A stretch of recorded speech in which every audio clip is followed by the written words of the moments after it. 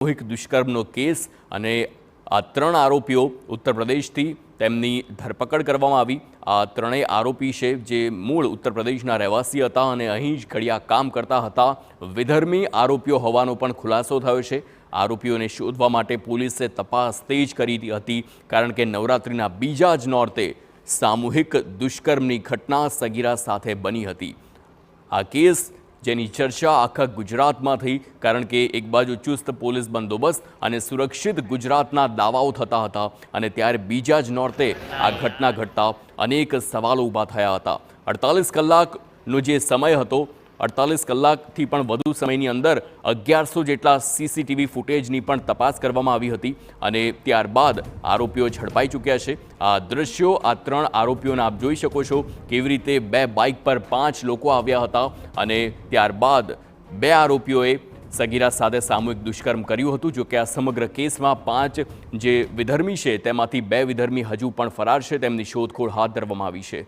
સંવાદદાતા અંજલિ ઓઝા ફોનલાઈન પર છે। અંજલિ, જણાવશો, હાલ આરોપીઓને કોર્ટમાં લઈ જવામાં આવશે અને 14 દિવસના રિમાન્ડની માંગ કરવામાં આવશે। આગળ શું વધુ કાયદાકીય તપાસ ચાલી રહી છે? એસઆઈટીની પણ રચના કરવામાં આવી છે।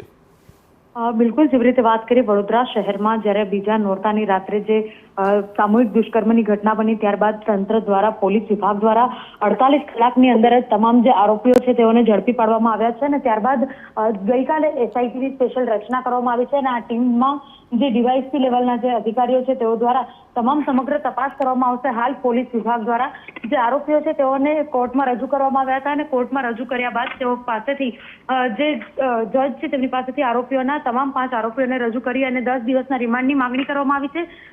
આરોપીઓને જ્યારે કોર્ટમાં લાવવામાં આવી રહ્યા હતા ત્યારે સમગ્ર જે કોર્ટનું સંકુલ છે તે પોલીસ છાવણીમાં ફેરાઈ ગયું હતું। બીજી તરફ જો વાત કરીએ તો જિલ્લા પોલીસ ખાતેથી તાલુકા પોલીસ મથક પર પણ જ્યારે આરોપીઓને લાવવામાં આવ્યા ત્યારે પણ લોકોના મોટા ટોળાઓ ભેગા થઈ ગયા હતા। હવે તંત્ર દ્વારા વહેલી તકે તમામ જે પૂછપરછ છે તે કરી અને ત્યારબાદ સમગ્ર જે ઘટના બની હતી તેનું રિકન્સ્ટ્રક્શન કરી અને બાદમાં ચાર્જશીટ બનાવી અને તેને રજૂ કરવા માટેની પણ કાર્યવાહી વહેલી તકે કરવામાં આવશે। જી બિલકુલ અંજલિ, સમગ્ર માહિતી બદલ આભાર। તો જલ્દીમાં જલ્દી આ સમગ્ર કેસની ચાર્જશીટ રજૂ કરવામાં આવે અને આ ચાર્જશીટ ફાઇલ થયા પછી જ આ કેસને લઈને આગળ મોટા ખુલાસા થઈ શકે છે, પરંતુ હાલ રિમાન્ડની માંગ કરવામાં આવશે તે મોટી વાત છે। કેટલા દિવસના રિમાન્ડ મળે છે તેને લઈને પણ હવે જોવાનું એ રહેશે કે આરોપીઓના રિમાન્ડ બાદ શું આગળ વધુ કાર્યવાહી કરવામાં આવશે।